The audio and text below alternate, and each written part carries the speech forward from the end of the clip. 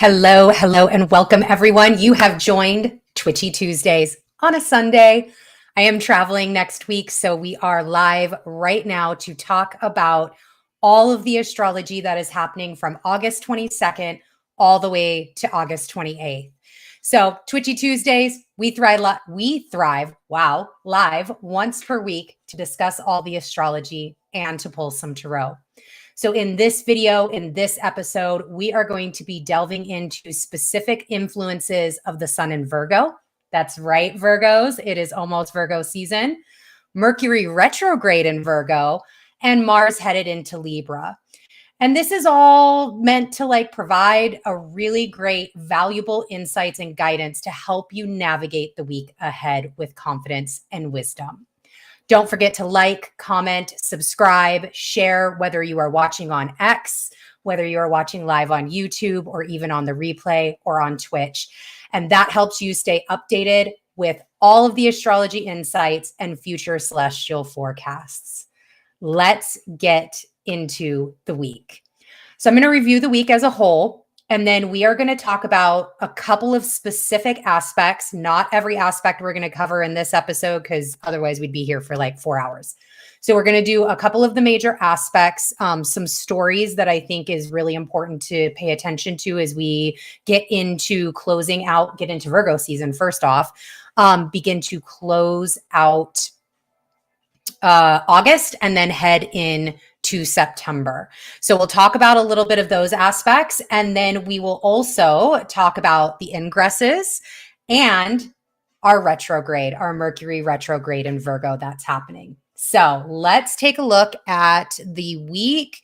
First up, we have August 22nd. So again, I'm traveling all the way through next week. So this is for Twitchy Tuesdays, August 22nd through August 28th. And the 22nd, we start off with a bang.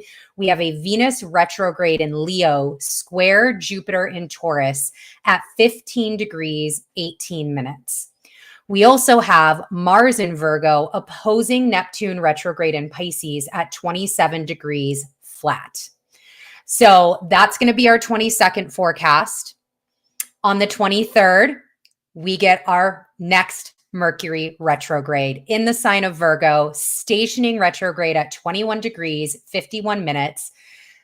And it is Virgo season. Happy, happy, happy solar return. Blessed birthdays to all of the Virgos out there. I love Virgo season. I've got placements in Virgo. I love Virgo energy. So I'm excited to get into Virgo, excited to get into September. And then on the 24th, we have Mars in Virgo, trining Pluto retrograde in Capricorn at 28 degrees, 23 minutes.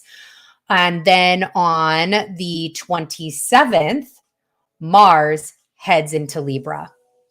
And that's going to be an interesting energy. We're going to talk about that one. Mars in Libra is always very interesting, especially with what we've got kind of going on for the rest of August and into September. On the same day, on the 27th, the sun in Virgo will also oppose Saturn retrograde in Pisces, 3 degrees, 50 minutes. We've had some of those conversations. So actually the Mars Virgo trine Pluto, I'm going to leave out of the aspects what we're going to talk about, because we've been working with that energy there. Mars has had these conversations with Pluto. We've talked through that through this year. And then the sun in Virgo opposing Saturn retrograde in Pisces at 3 degrees, 50 minutes, also going to leave that out because we did kind of touch on it a little bit. What has been your sun Saturn story?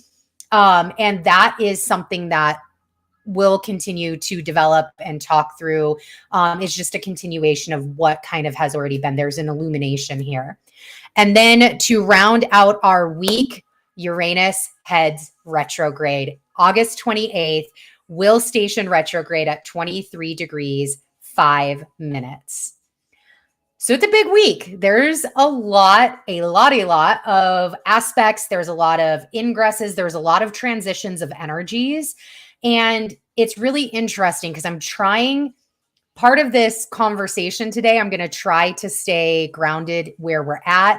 But there is a lot about prepping for September. We're on a journey. There's a lot about when you go on a journey, it is that preparation to think a little bit ahead, think about the things that you're going to need, think about where you're going to go, what items you may need to pack with you, etc. So we'll try to stay grounded here, but also get a little piece into the future to really dive into what September is going to look like. And then when we do our next Twitchy Tuesday, we'll do a whole September overview and get into, obviously, the Pisces new moon or Pisces full moon. Okay. So let me go ahead and hide that and bring up the lovely deck screen. I love this new setup. This is, I'm feeling the vibe, still getting used to it, but I'm loving the new setup. I like how the clips are coming out with it. So excited. We have, I got some extra crystals. I went and got my hair done yesterday, had a little, went to Tumbleweed Botanical and got some extra crystals out here. And it is Virgo season. So we've got Virgo engraved in selenite here to kind of ground into that energy.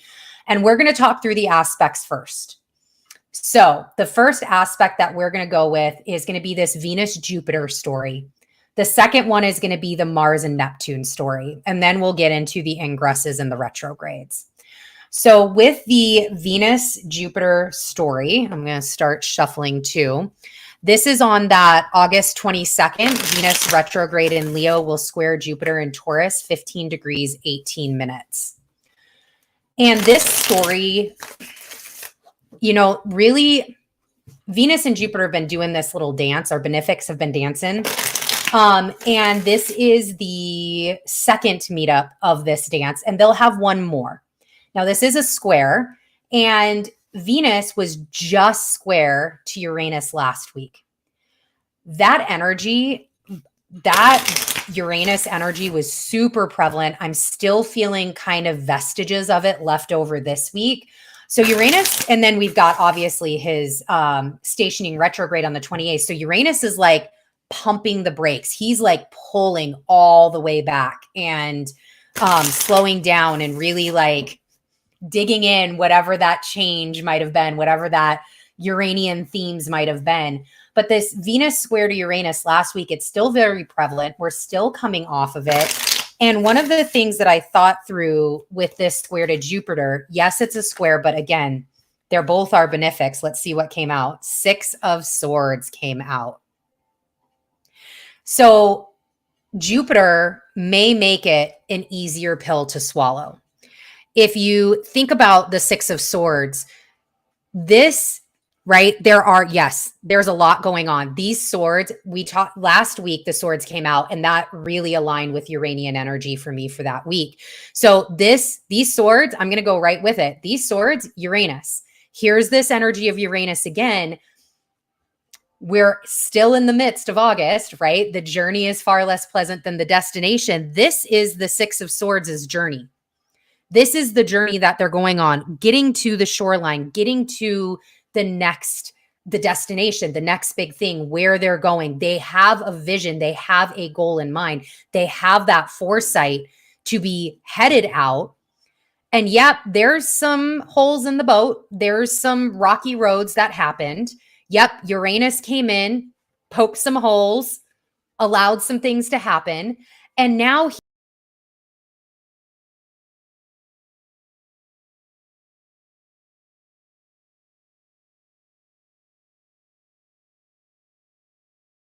hold on.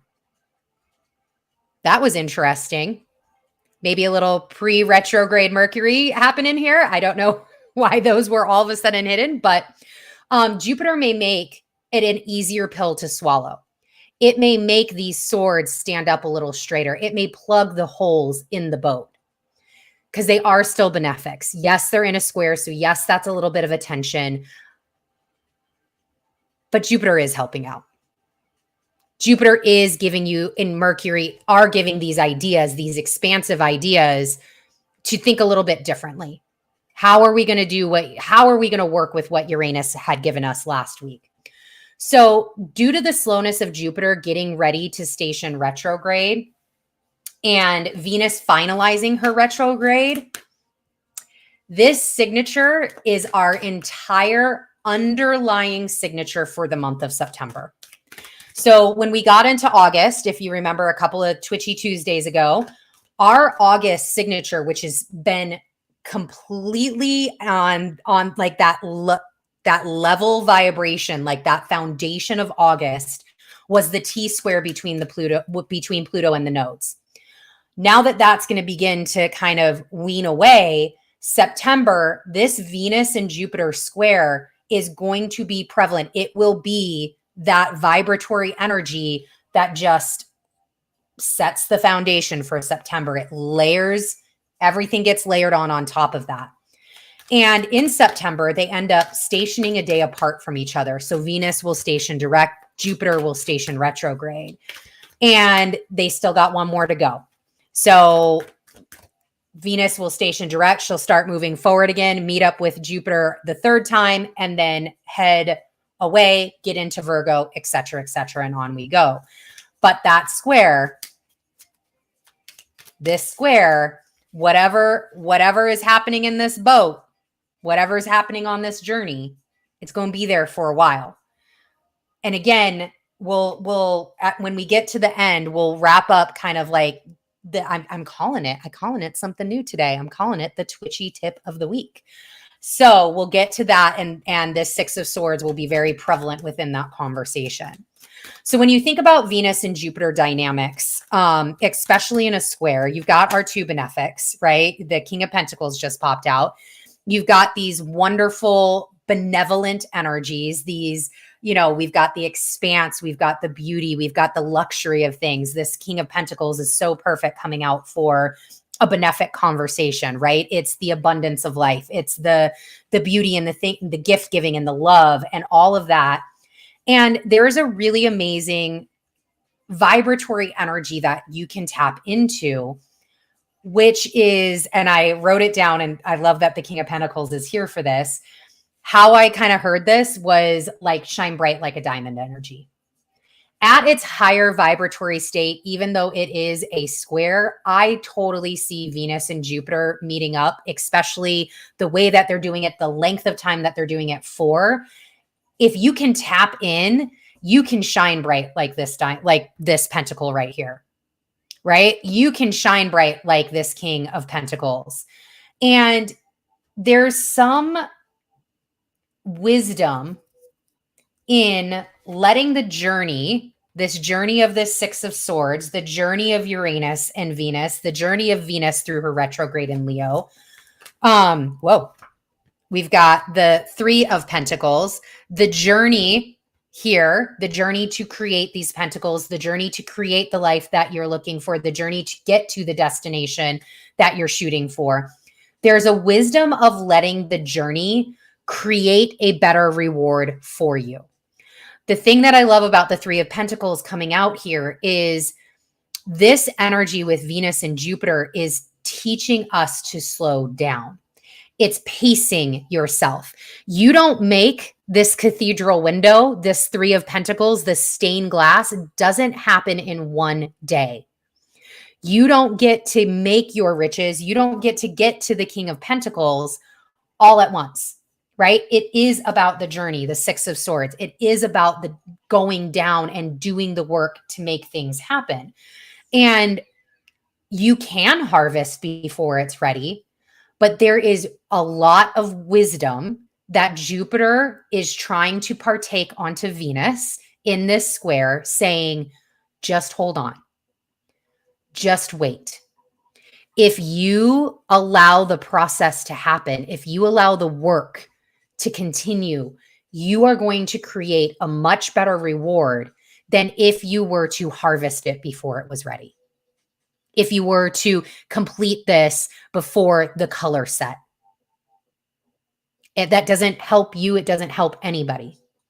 So there is this ability to tap into this wisdom, this shine bright like a diamond wisdom of just letting it settle.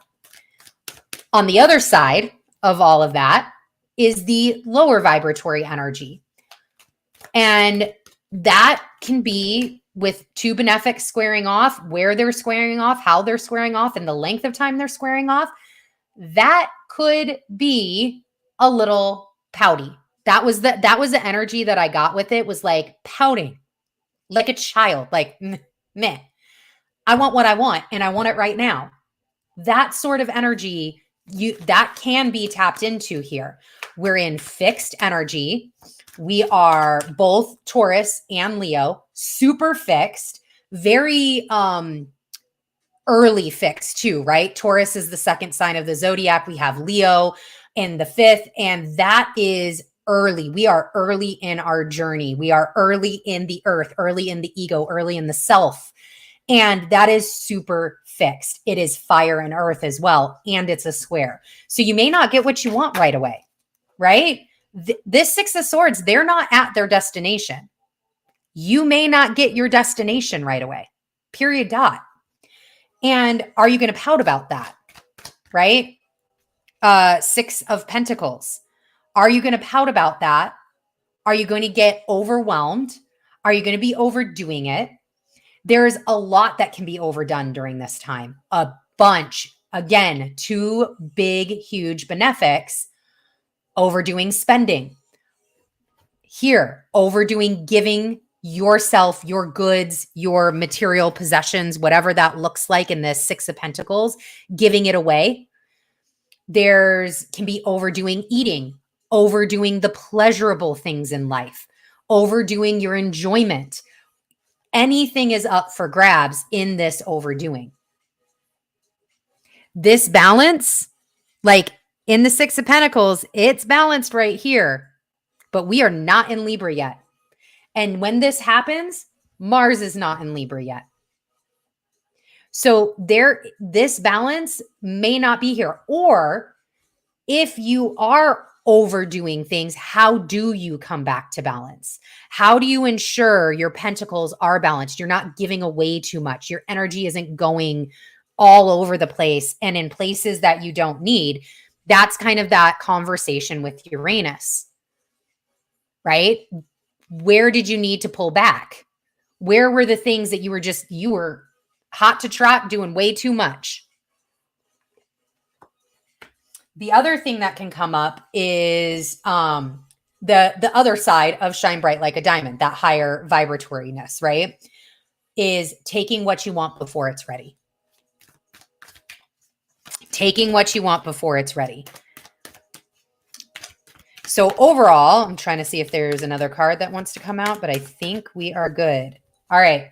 So overall, with the energy here, the overall vibes are this whole month of September, when this square goes, again, that's 8/22. When this square goes, practice delayed gratification. If that is not a practice that you're already imbued with, that you've already been working with, it might be time to incorporate some of these practices into your life, right? How do you do that? A couple of examples that I do. We just got done with our 75 hard. That was practicing delayed gratification, right? During my 75 hard, absolutely would not buy any clothes, any things like, until I was all done. Mostly it was like the clothing and things that I wanted to make me feel good. No, not until you're all the way through this, because you don't know what's going to come out on the end. What if I did buy something and I ended up losing 10 more pounds and now that thing didn't fit me anymore? I just wasted. If I would have just waited, delayed my gratification a little bit more, I could have gotten exactly what I wanted in the exact way that I wanted it, right? That's that King of Pentacles energy. We get what we want. Sometimes it's not right away though. And the other thing with practicing delayed gratification, there's this other piece about it that it's never a no, it's a not now. Nothing is ever a no. So if you feel like that, if you're pouting because you're hearing no, because it's not ready yet, and no matter what you do, you just can't get there, that's what you should be digging into, because it's not a no, it's a not right now. It's not meant for you right now. Digging into what you're attached to. That's another great way to practice delayed gratification. When you want something, before you head over to Amazon and start putting it in your cart and ordering it and getting it here in 2 days, maybe put it in the cart. Maybe that's the first step. Put it in the cart, but then hit that save for later button and ask yourself, why do I actually want this? Why is this important to have right now? Do you have to have it right now? Is it something that can wait? Or it's another practice, delayed gratification. Amazon cart's a great way to do this. Throw it in the Amazon cart, but don't order it for 24 hours. Then go back and see if you still want it. So there's lots of ways to play with delayed gratification. But again, this is a overall pace yourself energy. This square starts, it's already been like building to it, right? But it is lasting through September. It is going to get us through September. So this is about endurance. This is about endurance of mind, body, spirit, endurance of tempering and practicing that delayed gratification so you can get King of Pentacles. You can get this beautiful stained glass window. You can create balance in the things that you are wanting to create balance in. You can make it to the end of this destination. So let me put these away. That was the Venus-Jupiter story. We're going to head now over to the Mars-Neptune story, which happens on the same day. Mars is in Virgo, will oppose Neptune retrograde in Pisces, 27 degrees flat. So we have done a few different Twitchy Tuesdays talking through the Virgo Pisces axis. You can go back and watch those because it's really about to become much more evident as we head into Virgo season. And the next day, the 23rd, when Mercury goes retrograde and the sun gets into Virgo, we'll have those 4 planets in Virgo, right? 1, 2, 3. I feel like there's something else. 3 planets in Virgo. So it's this Virgo Pisces axis is still very relevant. So when Mars and Neptune meet up like this in an opposition at the end degrees, we are in the last decan of Pisces and of Virgo, 27. So we've got 2 more degrees to go. It's kind of that sludgy. We're getting into the marshy, sludgy areas of the, okay, I've gone through a lot here in Virgo. I'm kind of tired. I'm kind of over it. Again, it's that endurance. How do you make it all the way through? So this could be just a really low energy day. This is Tuesday. So this coming up Tuesday, it could be a really low energy day. It could be a day where if you have a list, if you've got things that you're working on, and just, whoa. All right, 3 cards just wanted to come out. We have the Ace of Swords. We have the 7 of Wands. We have the 4 of Pentacles. And we have Temperance. I'm going to put Temperance up at the top. I feel this is like kind of this triangle of energy right here because it all comes down to this Temperance. This Virgo's Pisces axis, what we're going to be completing in August, what we're going to be, the journey that we're on to get to September, where we'll start to see some of that revolution in the things that we are working on as we get to Mabon and harvest season, when things actually start coming in, when we can really begin to bring in the fruits of our labor.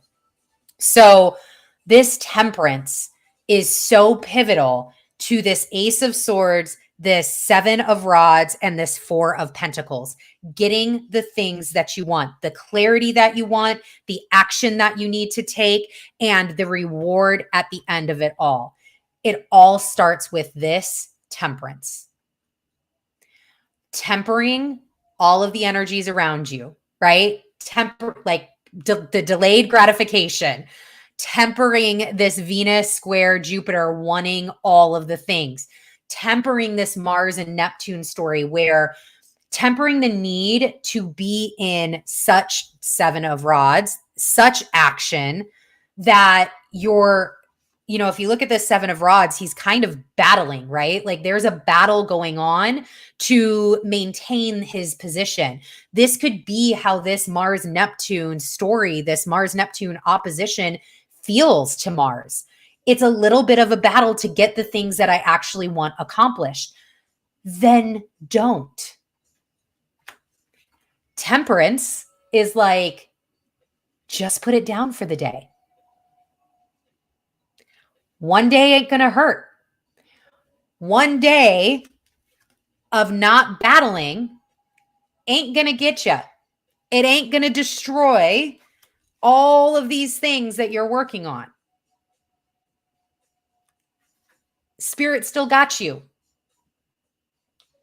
Ancestors still have you. So it's a time with this temperance. And I love that the Ace of Swords too. It's this time to get lost. It's a beautiful day to dream.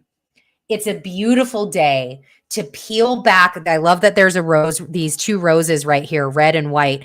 It's a beautiful day to peel back the petals of the rose and see what's there. Let it unfold. Allow the gifts to show up. Allow the Four of Pentacles to make itself known. Don't go out searching for it. Because again, you have this Ace of Swords here. You have the Seven of Rods here. And you have the Four of Pentacles. This is the only action. You know, Temperance, yeah, she's doing a little action here. But the Ace of Swords is like, hi, Spirit. Hi, have faith. Hi, Neptune. Look at, we've got the ocean here. Hi, Neptune. Just go ahead, unfold it all, unfold it. I don't need to be in the middle of it. Temperance can come right on top. Let go, right? I'm hearing like, let go and let God. Hands off the wheel. Jesus, take the wheel, right? Carrie Underwood for the day. And then just come into such peace with what you find. There could be gold nuggets that come out of the unfolding. There could be gifts that you can't even begin to understand until you just let it go. Stop trying to control your outcomes. That very much, this Seven of Rods. Go with the flow. Now, be realistic, right? That's why I love this Virgo energy. That's why I love Mars in Virgo, because it is asking you to be realistic. It's not asking you with Temperance to just shin all the way out. Temperance has 1 foot in the shin, 1 foot on the land. She's like 3D, 5D, right? Don't go. It's a balance. It's bringing those two into balance. Be realistic in your visions. Yes, you can go get lost. You can go dream. But if that dream isn't realistic, you got to ground into that Virgo energy. It might not be realistic. And again, the meme that I had talked about, I can't remember if it was last week or the week before, was that meme of the guy like sweeping or mopping the beach. That's not realistic. That's not realistic. So ground yourself in the realism, but allow that realism to go play. Allow it to be something greater than it is, and allow yourself to dream and see what shows up. The other piece, and this is this Seven of Swords energy, you may have to adjust your plans on the 22nd. Because remember, Tuesday, we've got that square and we've got this opposition all happening at the same time. So there might be like, hey, you got to go with, like, you may be put into situations where you literally have to let go and go with the flow. And you have that choice, right? I'm traveling on Tuesday. So like this might be one of those moments where things just go a little bit awry in the travel area, and I can have an adventure, right? I can fight it, or I can have this wonderful gift and this adventure with it. That is my choice as I go through that experience. I can be discouraged or I can thrive in it. Totally fine. It's all of those are options. And you'll have a much better reward at the end of all of it if you do let go. If you drop into the adaptability and resilience modes that are available to you. Those two words are such Virgo, such Mars in Virgo. Drop into the adaptability and resilience. We talked about Mars and Virgo being the Olympian, right? Think about Olympics. Think about these long distance Olympics, right? Where you're swimming for miles on end, you're running for kilometers, even like the cycling, anything that is like long distance, because Mars has gone a long way to this 27-degree point. Things happen that you don't know are going to happen, but you can prepare for during those journeys, right? Like, so if you're a cyclist, your tires may blow, an accident may happen in front of you. You can prepare for all of those things. You can understand what happens there. But in the moment when it happens, it's your ability to become adaptable and resilient to what is occurring around you that allows you to continue on and thrive, or maybe makes you part of the mess, right? Maybe holds you back.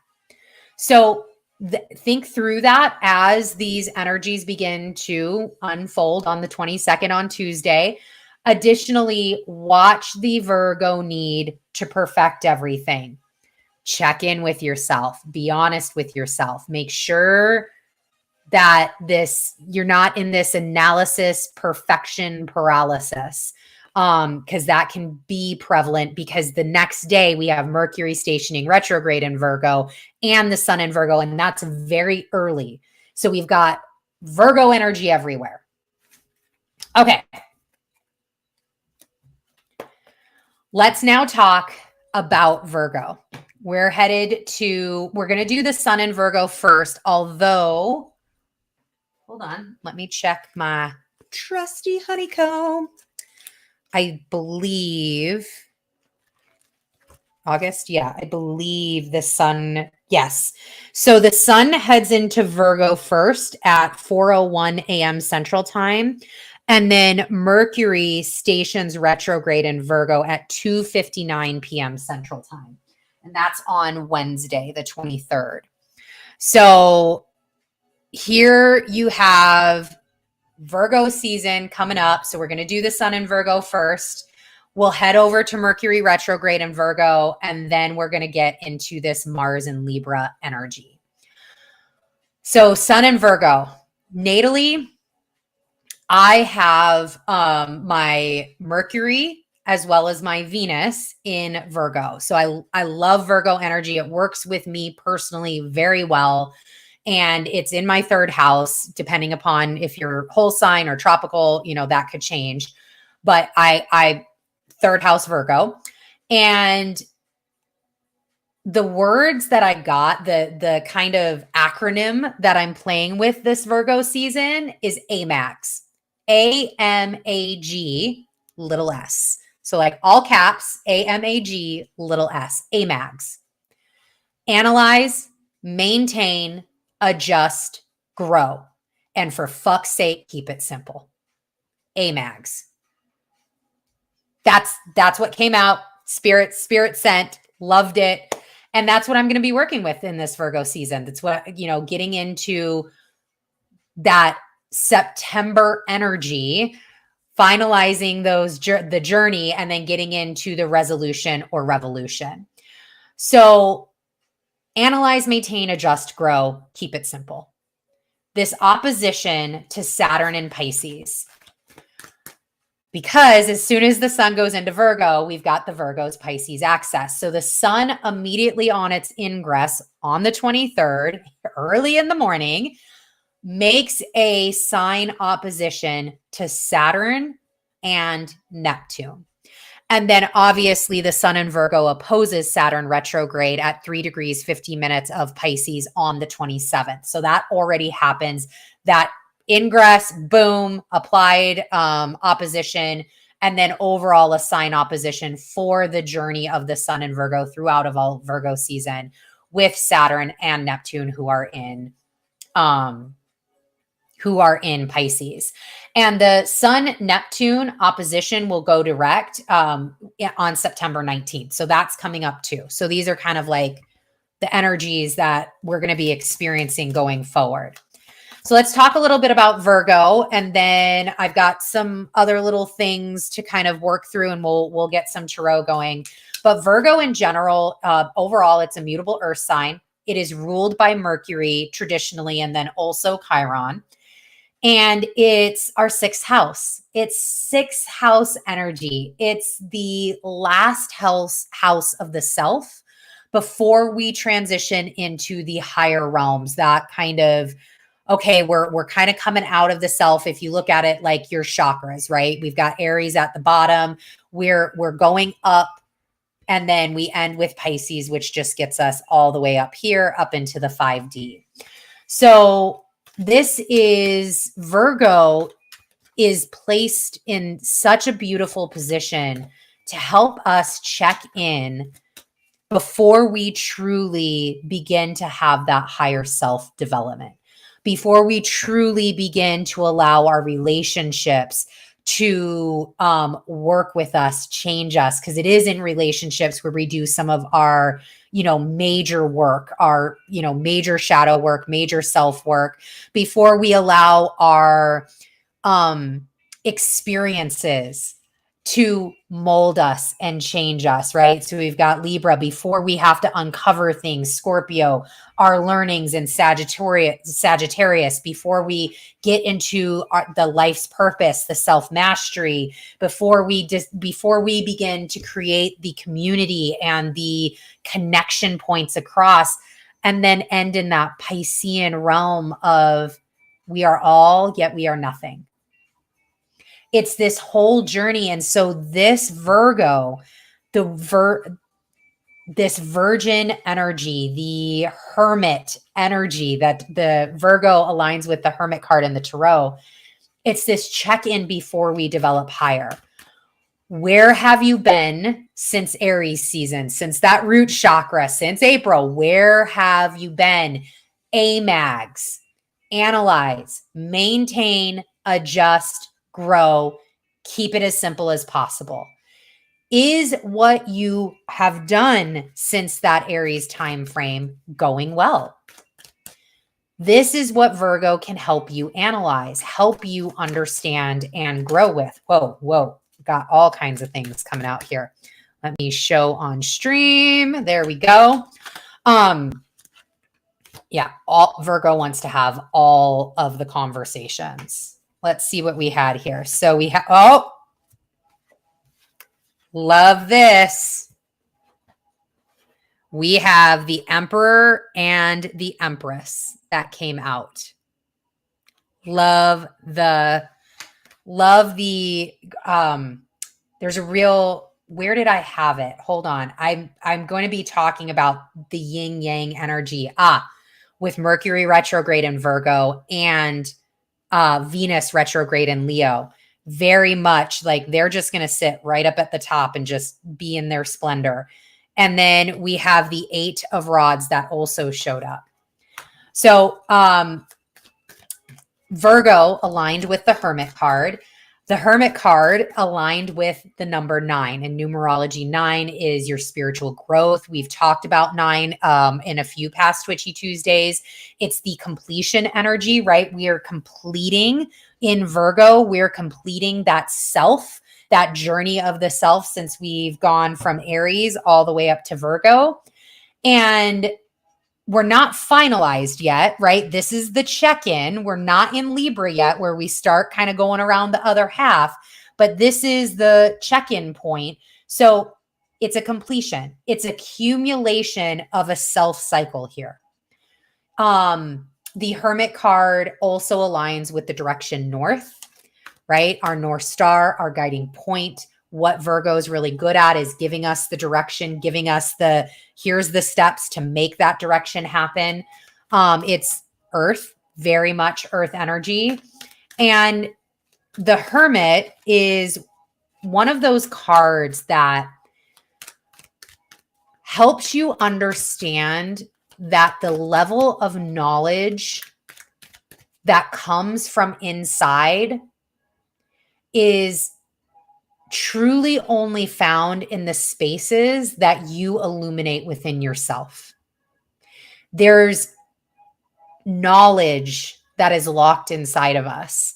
There's knowledge that either we're gaining from our lineage, from our ancestry, from the past, from our experiences that maybe we don't remember, our past lives, knowledge from other star systems, knowledge. There's knowledge that is locked inside of us. And until we go in, until that Hermit illuminates with its little lantern, illuminates what this internal knowledge is, we truly don't know that level of wisdom. And there is hidden wisdom to be found. It's why the Hermit in the card, oh, we got the Hierophant came out.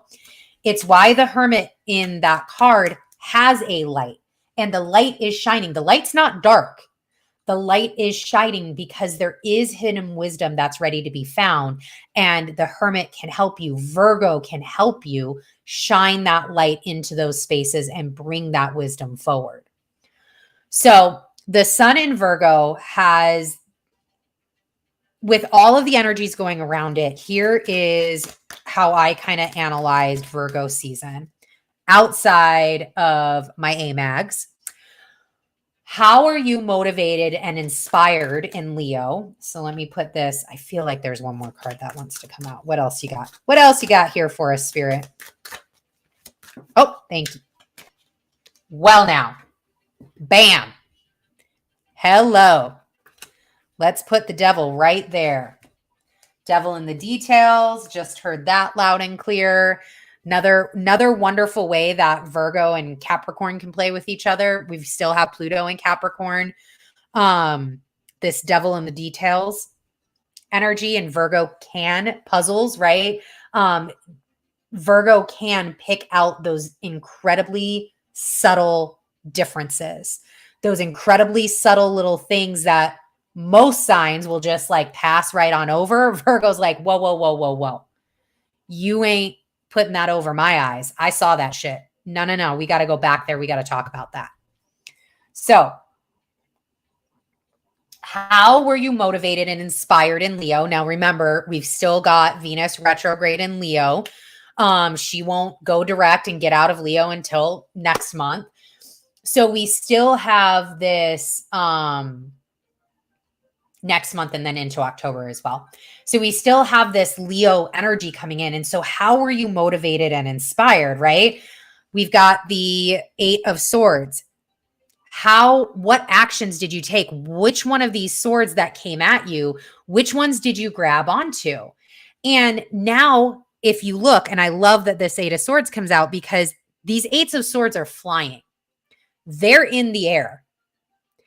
Virgo can help you discern which ones can come down to the ground, can come down to earth. The Hierophant. Analyze, what do we need to see here? What do I need to contemplate here? What things do I need to do to become this Emperor and Empress, to get the energy flowing with that highest path and purpose, the things that I'm working on. I love the Emperor and Empress to me. First off, can we just talk? I don't know if I've ever had both of these cards fall together. Hold on, I'm going to try and but look at this. He has the eagle here, and she has the eagle on his crest. I don't know if I've ever noticed that. And that was worth taking a moment, because look at the synchronicities that these two cards portray. We have the cross here. She is wearing it at her heart center. She is in all of green, right? Leading from that heart space. very leonine as well. We know Leo rules the heart. She's here with her foot on the moon, one foot on the ground. We have water around the moon. So these significations of feminine energy. And we've got a little, is this a rose? It's almost like is it a lily? We've got some reeds here. And then on the emperor side, right, he's in red. He's in that more action oriented, the Mars areas of our life, right? He has the eagle here too, but it's in its splendor. It's not wrapped around the empress's arm where she's holding it close to her heart. She's protecting it with her feminine wisdom, her maternal instincts, her all of those feminine qualities is helping this emperor become who he is. And then there's a little Aries symbol right here. So here's another signifier of Mars, and we've got another eagle on his crown, and he's the action taker. Like, he's willing to wield this sword to protect what's most precious, to protect the things that are needed and what's wanted here. And so as you've been working through this year, through these energies, through this Mars cycle, right? Mars has gone through a hell of a cycle this year, even into last year. As you've been working with that, as you've been working with your own yin and yang energies, masculine and feminine energies, and just getting out of Leo, which is a masculine sign, what are you bringing down to earth? Virgo is that earth energy. What are you bringing down to earth? I am seeing this so much as the conversation we just had with Venus and Jupiter.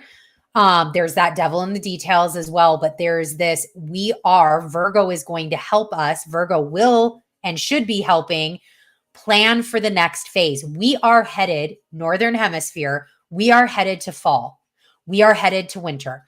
The wheel has turned. The sun is going to start heading towards Yule, heading towards the solstice, the winter solstice, where we are going to have the least amount of sunlight. And then the sun will be rebirthed again, but we are headed into darkness. And so how are you planning for those next phases? And don't be swayed, right? Don't be swayed just because we're in August and it's still 122 degrees in some places. Don't be swayed. That's going to change.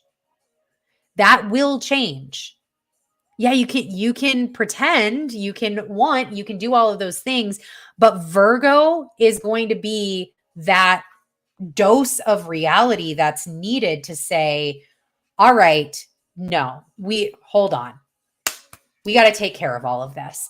We got to take care of all of these little things we got to take care of all of these, rods that are just flying through the air. We can't let them land just anywhere. They've got to land in the right places. Virgo will help in the planning and the ability to put the things where they need to be put. The ability to make sense of all of the chaos, all of these 8 of rods, to make sense of all of the symbolism and all of the interesting things that just got brought up with this emperor and empress.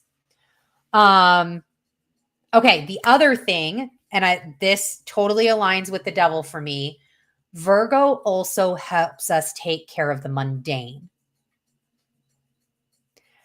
Lots of those mundane things that is just like, ugh. That checklist, ugh. Need to clean out the pantry, ugh. Right? The mundane things Virgo can absolutely help with. And it can help simplify your life too, right? The devil comes, and same with the Hierophant. There is a lot of complexity. There's a lot of complexity in life. There's a lot of complexity to the emperor and the empress. There's a lot of complexity around us with all of these aspects and the energies changing. Virgo can help you simplify all of that, can really help you take care of yourself, create those habits, create the routines, create the rituals that you need in order to round yourself out, in order to round out this Empress and this Emperor, in order to temper, some of that devil energy. It's a great time to clean. Great time to clean out things, kind of that fall clean, if you will, right before fall season, right before we get to Mabon. You got to clean out the storehouses so that way you can bring your grain into it. Great time to clean, great time to organize. Find yourself on Organized Talk, get some ideas. Great time to do all of those things. And then Virgo also rules the gut. Here's the Hierophant.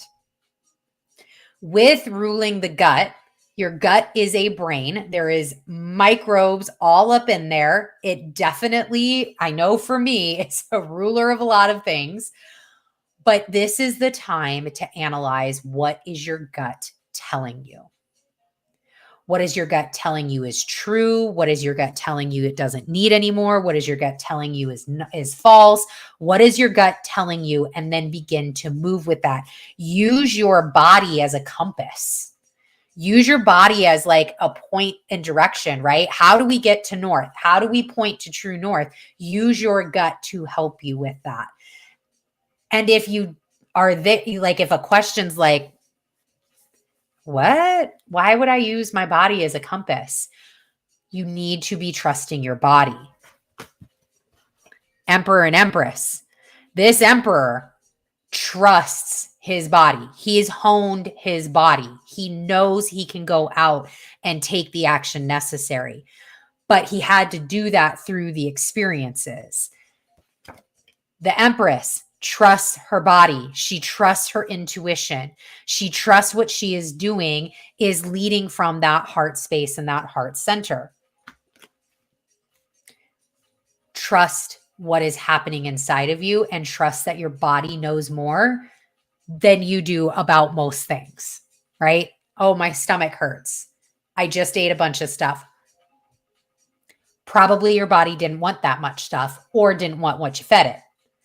Start kind of having that connection to who you are and who your body is and how it shows up for you. In yoga, there is always this wonderful saying, like, show up for your practice with the body that you have today. Not the body you had yesterday in your last practice. Your body changes all the time. You're a whole new being today. So why would you show up with the body that you had yesterday, or or think that you had yesterday, or think that you could show up with that body? That's not right. You're a whole 24 hours later. You're a whole 24 hours older. It's a whole new ball game right now. So trust your body. Use it as a compass. Okay, heading. Boop-a-doo-doo. I feel like these need to stay here because this Mercury and this Venus, both retrograde together. Yeah, I feel like the Empress and the Emperor need to stay. All right, Mercury retrograde in Virgo. Mercury's journey in 2023 has been in earth signs. So his retrograde cycle are taking us through all of the earth signs. His first retrograde happened at the very end of 2022, December 30th, took us through into January. That's how we started the year with his retrograde in Capricorn. Then he retrograded in Taurus around the 22nd of April to the 15th of May. And now he is on his third retrograde cycle. Oh, Seven of Swords. He is on his third retrograde cycle now in the sign of Virgo. So that will happen 21 degrees, 51 minutes, station retrograde on 8/23. He will go all the way back in Virgo. So he stays in Virgo the whole time till the 15th of September, where he will station direct at 8 degrees flat. Here's another 8. We got the Tower that just came out. Here's another 8. And we've talked about 8 energy. When we get to September, we'll talk about it again. And his Cazimi, we have the 10 of Pentacles. His cazimi, which is when he meets up with the sun, they conjoin together, will be 9/6, so September 6th at 13 degrees, 37 minutes. Once he is done, so again, he'll station direct on September 15th, he will then move forward through Virgo and come out of his shadow right around the 30th or October 1st. It's going to depend upon where you're at, where your location is. It will either be September 30th or October 1st. And then he'll have one more in December that will transition him into fire for 2024. So then in 2024, he does his retrogrades in fire signs. So how has Mercury, thinking about those dates, thinking about his time in Capricorn and Taurus, how has Mercury been working with you through these retrograde cycles? And the Two of Cups. I feel like this is going to be a whole story that's just about ready to unfold. I feel like we need one more.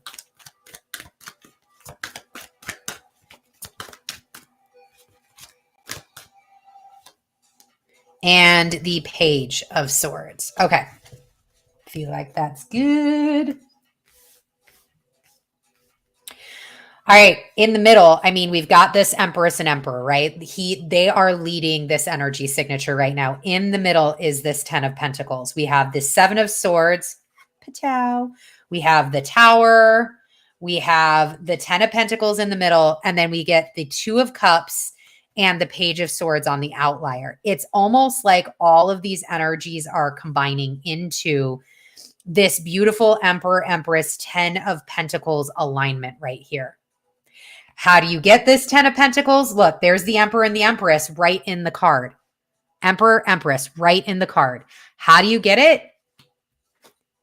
Balancing the energies, making it happen, listening to your intuition, taking action where necessary. So with Mercury retrograde in Venus and Mercury retrograde in these earth signs, the 10 of Pentacles here, there is a lot about this retrograde that is clearing out the things that are piling up.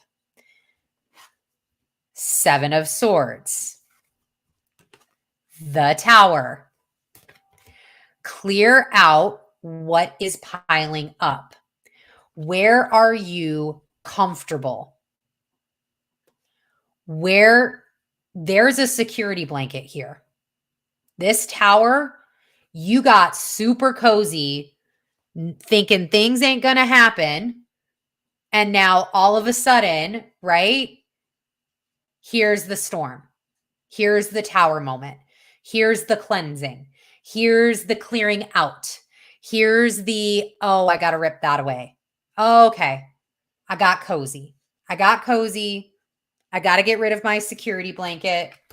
I got to leave 2 swords behind. I can only carry so much. I can only do so much right now. And Virgo, this Mercury retrograde in Virgo allows you to understand what 2 swords to leave behind, what things you need to clear out.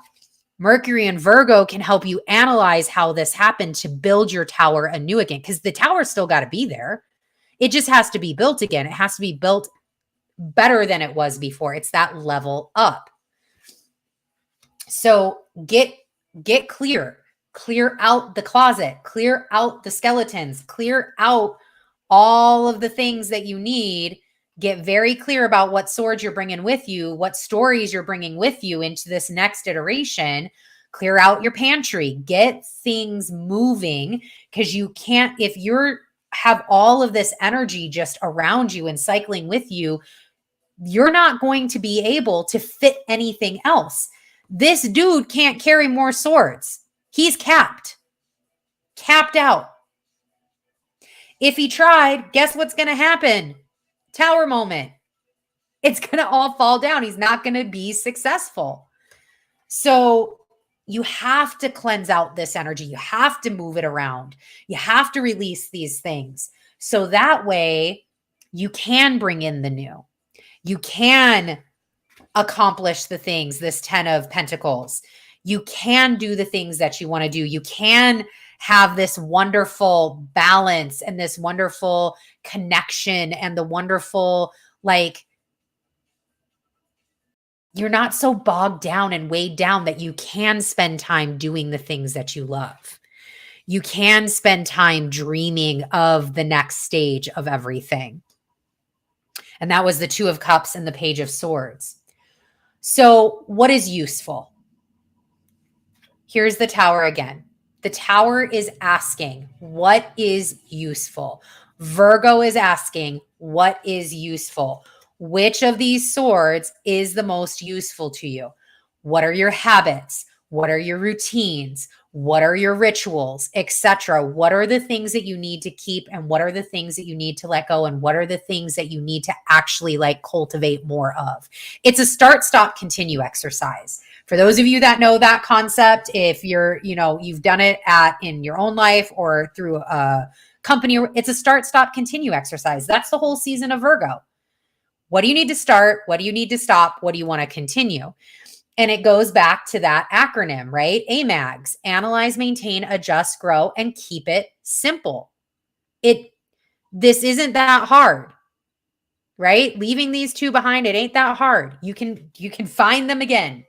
You can always go back and grab them. You can always get new ones, right? The other thing is this concept of home. This concept of home, and that's interesting because we don't have any Cancerian energy right now.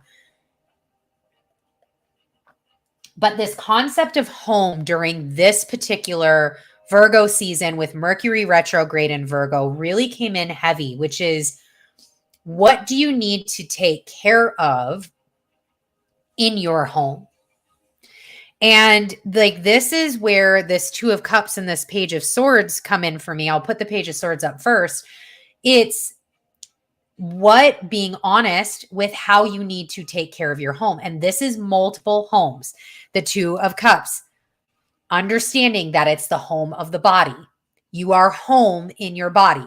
What do you need to do to take care of that? You are home in your mind.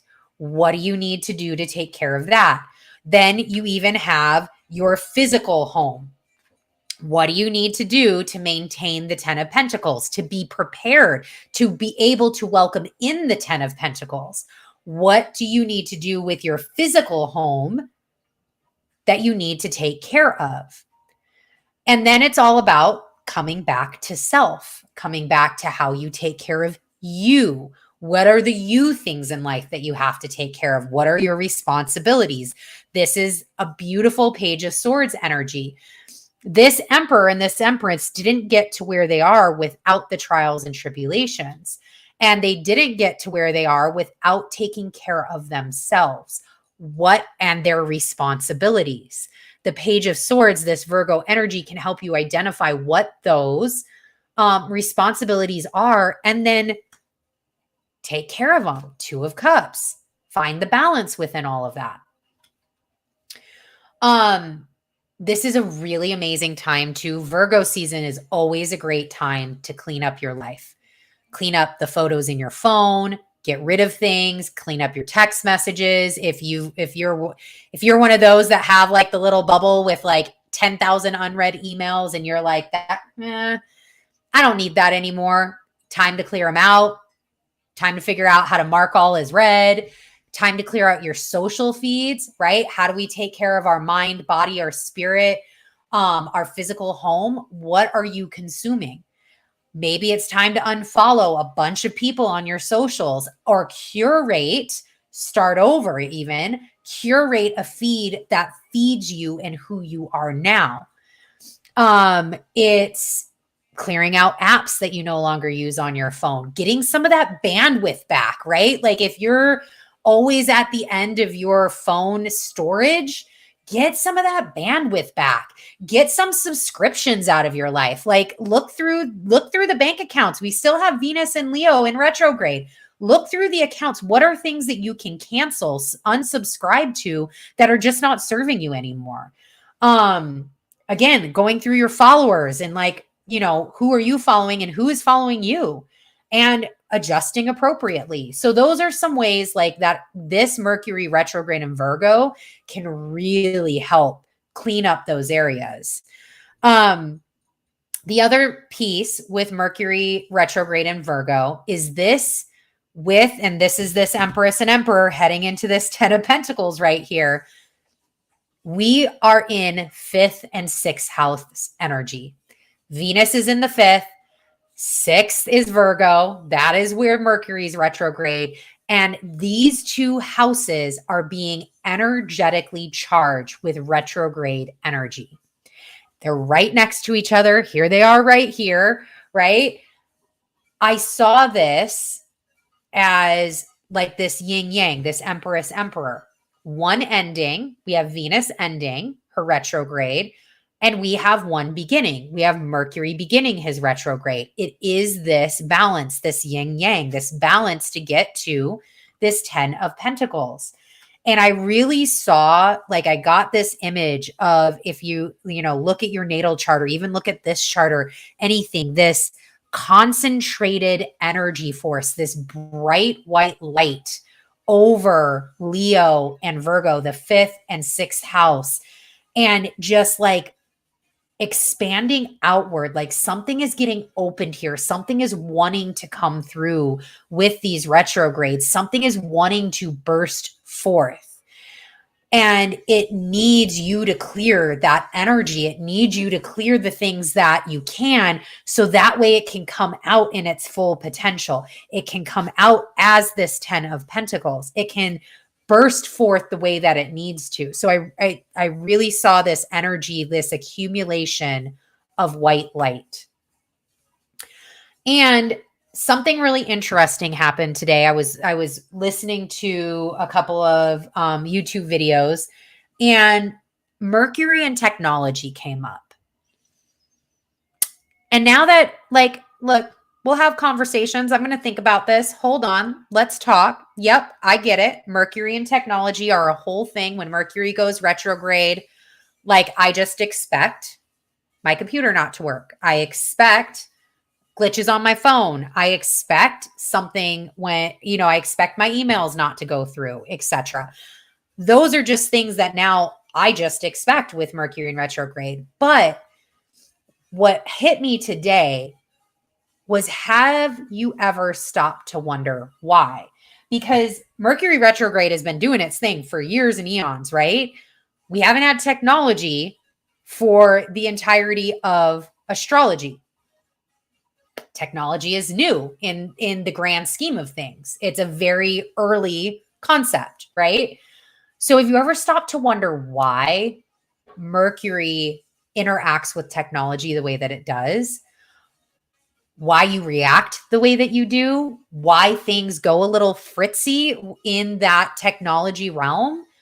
And it hit me that Mercury is really asking us to be like, or at least myself, to be communicating in a different way. When things do get fritzy, when things do happen, how can I communicate differently? Maybe the email didn't get sent during the Mercury retrograde because it needed to be verbalized. It needed to be communicated differently. It didn't need to have the same, it didn't need to do what you always did, right? Why is my phone fritzing? Probably because you don't need to listen to that song, or you don't need to be on that app right now. You probably need to be doing X, X, and X, right? Well, how come this isn't working? Maybe because you need to pick up a book, do some reading, right? So I just found that really interesting today, this thought process that came in about Mercury and technology and what maybe that's really saying for you, and saying about, the reactions that we all have when Mercury goes retrograde and our technology gets a little fritzy. Okay. Last thing on Mercury retrograde. Mercury has Jupiter trines, and we love that, right? We have the square with Venus. Get it? Totally understand that there's still that happening. So Jupiter's doing a lot, but it's okay. Jupiter's huge. Jupiter can handle all of it.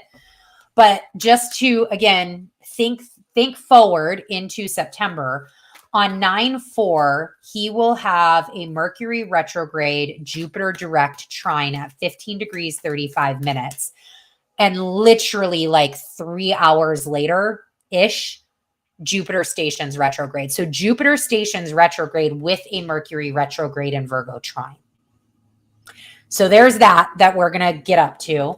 And then on 9/25, Mercury will be direct, Jupiter will be retrograde, and they will meet up in a trine at 14 degrees 51 minutes.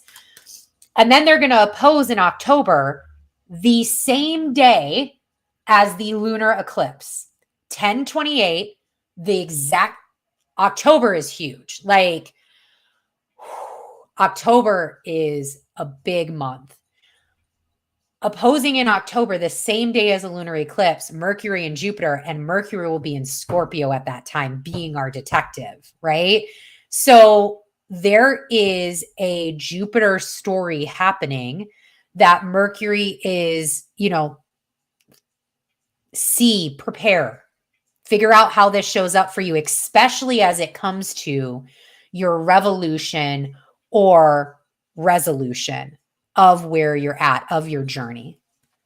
All right, heading to Mars in Libra. I'm going to hide this. Okay, Mars in Libra ingresses on 8/27, the same day that the Sun in Virgo opposes Saturn retrograde Pisces at 3 degrees 50 minutes.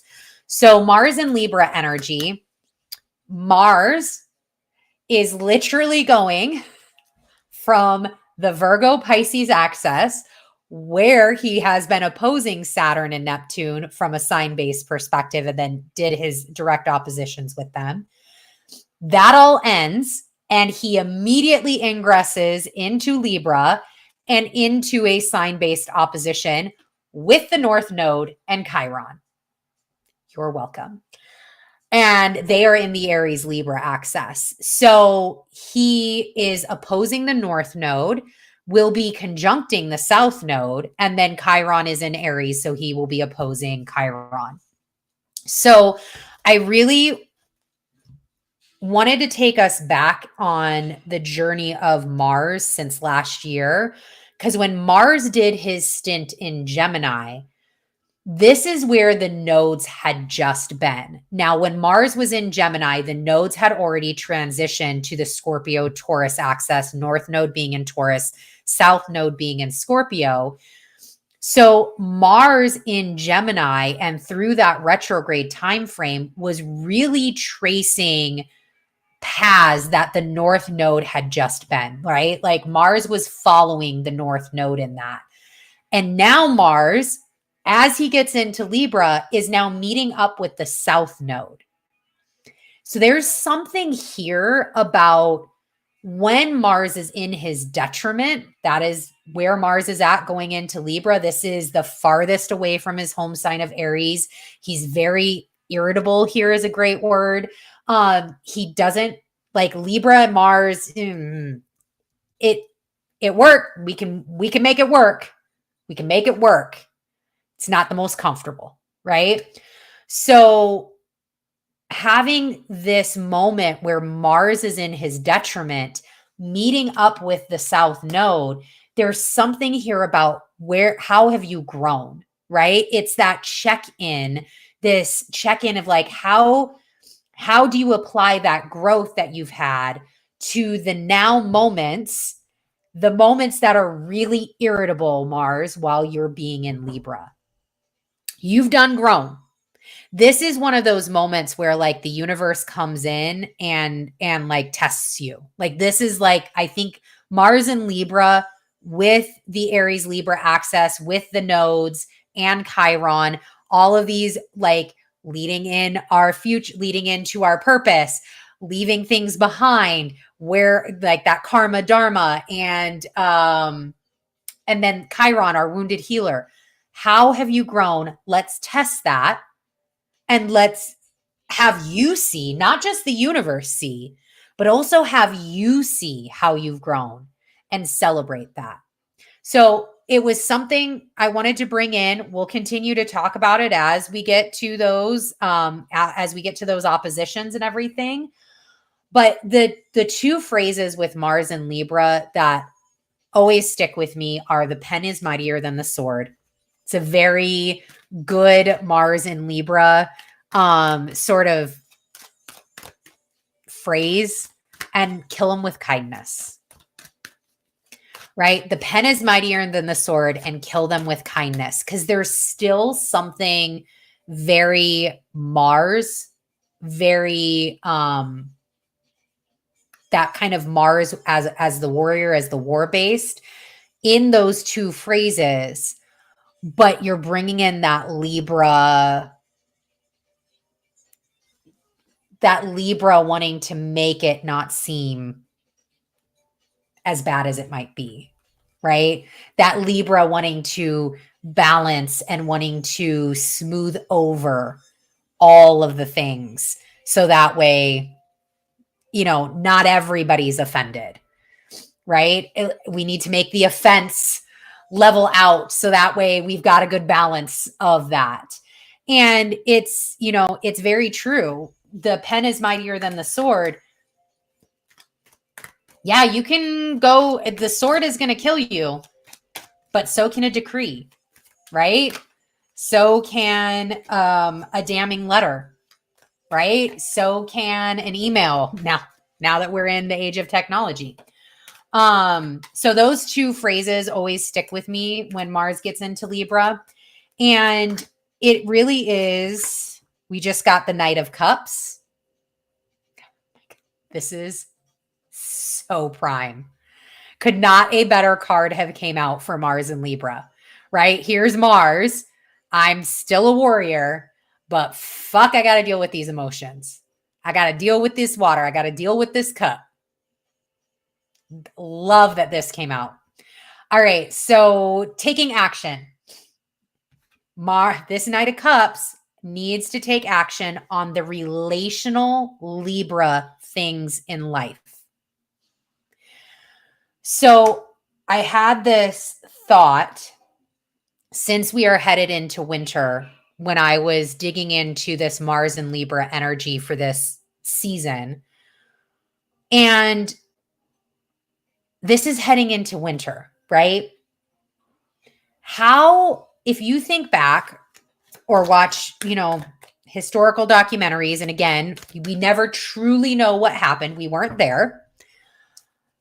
How did warriors get through the long winters, right? How did, think about, and it's because I'm totally reading The Discovery of Witches.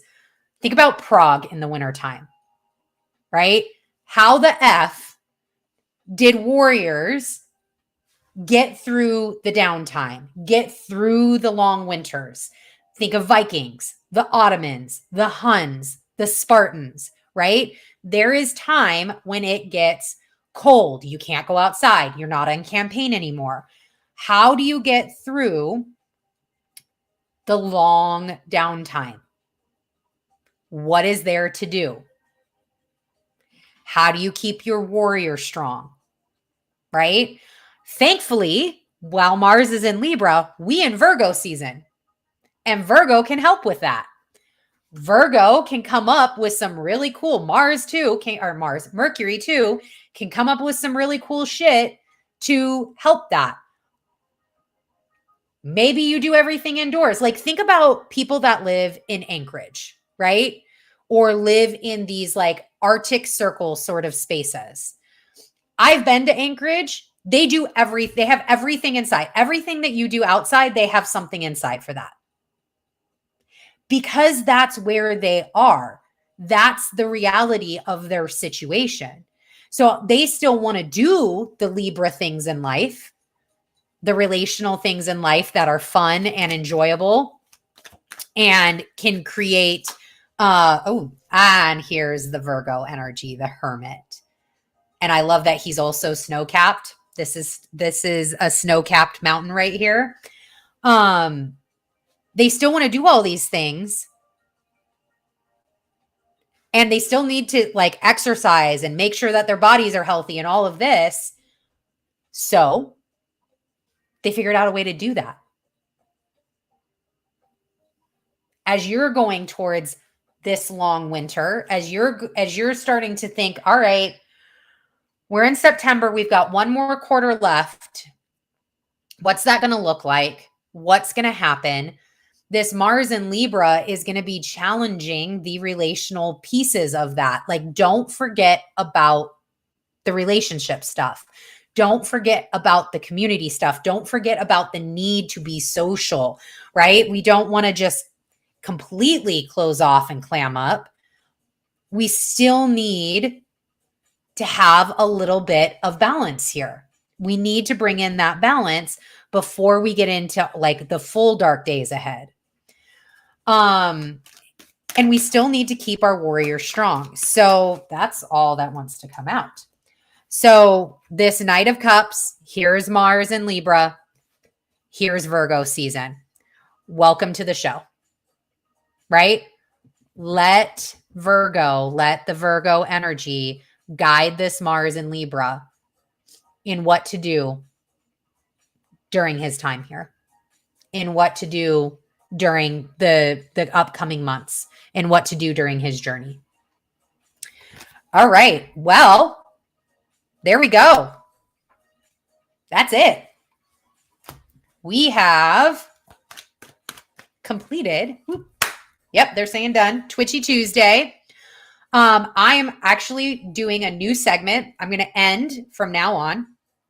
My intention is to end the segment of Twitchy Tuesdays with a Twitchy tip for the week. So this will leave you with just kind of things to think through, things to settle the energy in for the week, and then we'll clear space and get out of here. Ooh. All right. Twitchy tip of the week. Virgo season starts in August. That is right. It is still August. I am a Leo. I hear it. I've already seen the memes out on X. I get it. August shares itself with Leo and Virgo. So Virgo season is still in August, and we are still on our journey, which is far less pleasant than the destination. It is not until September, and by that I mean not just like the 1st of September. I am talking about the entirety of September, which is not a very dynamic month, by the way. It's not massively dynamic like we've had. All of that energy is being saved up for October. So the whole month of September, we need to get through that. That is where we will get resolution or revolution on our destinations. Because more than likely, there are going to be a lot of those, one or the other, or both at the same time, coming throughout the whole month of September. The destinations of our new foundation, that was our Q3 term. September is where the quarter ends. So if you've been working with the energies, September is that month, but it's the entirety of the month. The Venus-Jupiter signature is the entirety of September. And remember, that is asking us to pace ourselves. You have to make it through all the way, right? It's an endurance game. September is an endurance game. You have to make it through. You have to be willing to temper all of that energy. You have to be willing to do the delayed gratification. You have to be willing to pace yourself. You have to be willing to do your AMAGs, the analyze, maintain, adjust, grow, keep it simple. And that is going to get you through each of these resolutions or revolutions. So you have to pace to make it to the destinations that you're working on.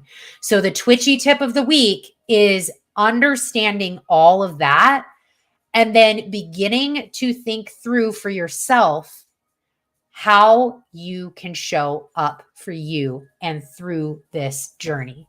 Now knowing what's ahead, what are things that you need to do? How can you start tapping into that Virgo energy and analyzing that and doing the thing? How are you going to make it? How are you going to make it happen? How are you going to get it done?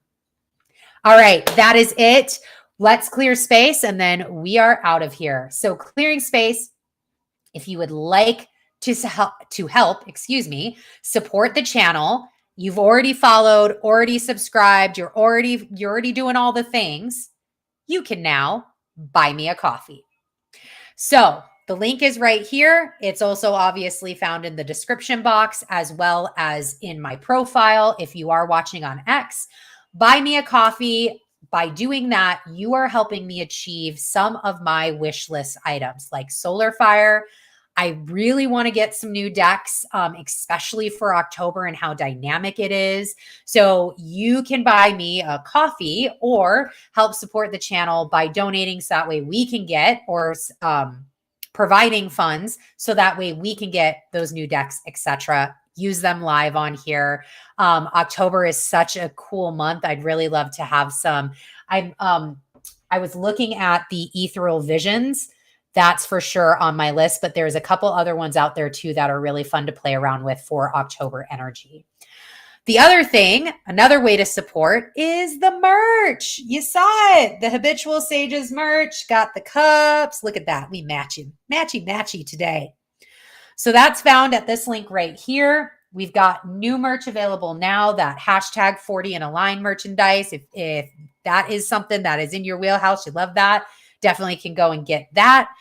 And last but not least, Apple Music profile at Habitual Sages. I have a new playlist. If you're on X with me, I have been doing daily intentions, daily vibes, and daily incense to get that energy and that smell in there. And I have been posting every day in August. And I'm going to keep doing that all the way through the end of August. And who knows, maybe it will go into September and I'll make like an August, September. And then by the time, I'm just thinking about this now, by the time we get to next year, when I turn 41, I'll have an entire year of vibes, right? But I will keep adding to that playlist as the month goes on, as day and day goes in. And you can get that link via any of my platforms by heading to my bio page and clicking on the website. Or again, if you are already very familiar with Apple Music, you can just search Habitual Sages, all one word. So thank you so much for joining me today. It has been an awesome surprise. We went 1 hour and 30 minutes. So it has been an awesome Twitchy Tuesday. Enjoy your week next week. I will see you back at our normal time, Tuesday. I think it's the 29th. So Tuesday, September 29th, 5:30 p.m. Central Time. Bye, everyone.